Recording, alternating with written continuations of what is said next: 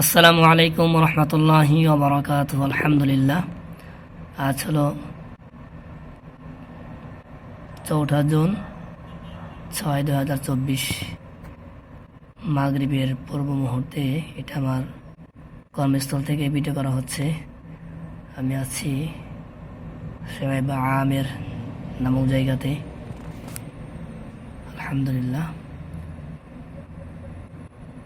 একটু জুম করে দেখাচ্ছি আপনাদেরকে পবিত্র কাবা শরীফের সেই কোলক টাওয়ার অর্থাৎ গড়ি টাওয়ার।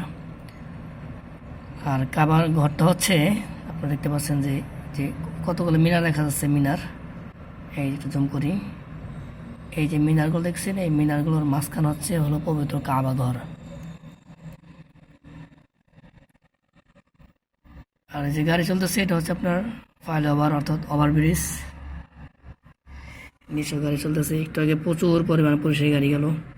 মক্কাতে প্রচুর চেক চলতেছে। আমি আগে বলেছি, এখনও বলি, মক্কার বাইরে থেকে অন্য শহর থেকে কোনো ব্যক্তি তাসরিহ ছাড়া মক্কাতে প্রবেশ করবেন না। মক্কাতে এই মুহূর্তে প্রবেশ করলে তাসরিহ ছাড়া খুবই বিপজ্জনক। এই জন্য মক্কার বাইরে কোনো ব্যক্তি মক্কা আসার এখন চেষ্টা করবেন না।